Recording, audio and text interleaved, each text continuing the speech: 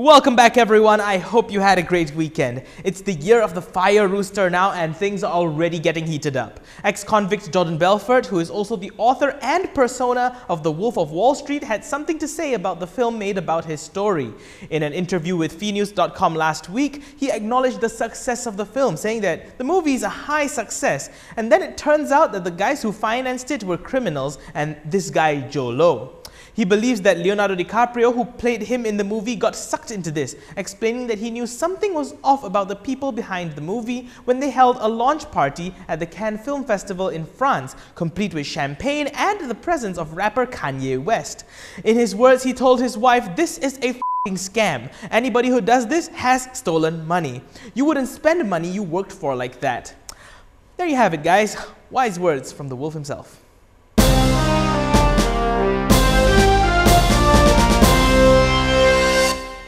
Reports from multiple sources earlier today stated that Anwar Moussa has been suspended from his position as chairman of Majlis Amanah Rakyat or MARA after an emergency board meeting was held at the MARA headquarters in Kuala Lumpur earlier today.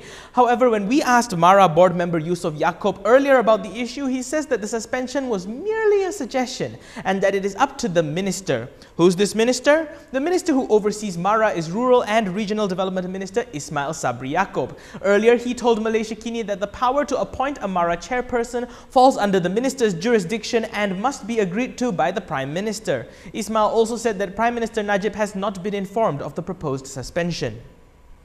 The confusion began this morning when Berita Harian reported that MARA had suspended Anwar Moussa from both his position as the chairman of MARA as well as the chairperson of Pelaburan Mara Berhad or PMB, following which the report also mentioned that Yusof Yaakob would take over the reins as acting chairperson. The suspension was reportedly to facilitate investigations into recent allegations that PMB as well as University Kuala Lumpur or UniKL, which Anwar is connected to as well, sponsored the Kelantan football team known as the Red Warriors. The Malaysian Anti-Corruption Commission then confirmed that they are investigating the allegations of abuse of power by Anwar with regard to his position in MARA, an allegation that was first raised by the Johor Crown Prince Tunku Ismail Sultan Ibrahim earlier this month.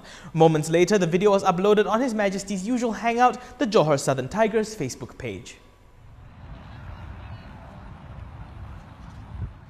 Why is His Majesty so happy? I'll leave that to you to figure out. Now moving on, a catamaran boat carrying 27 people capsized and sunk off the coast of Borneo on Saturday while en route to Pulau Mengalum, prompting rescue efforts that recovered 22 people, 3 of whom were found dead on Sunday. Now some reports say that 28 people were on the boat. It turns out that 28 people were on the manifest but only 27 people boarded.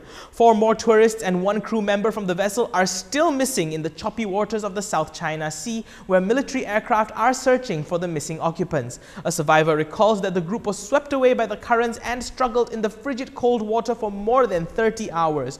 3 people, including the owner of the said catamaran, were arrested by police yesterday after they found out that the owner cum manager breached several procedures, including overloading the boat.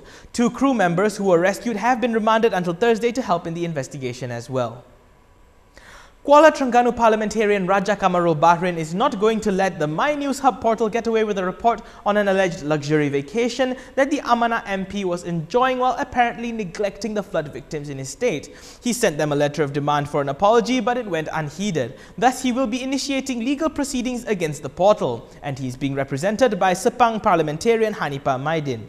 He said that the so-called luxury trip was a working trip along with other members of his party Amanah, and that the question shouldn't arise as the trip was before the floods hit Kuala Terengganu last December. He also stated that flood aid distribution had begun in his constituency on the 28th of December.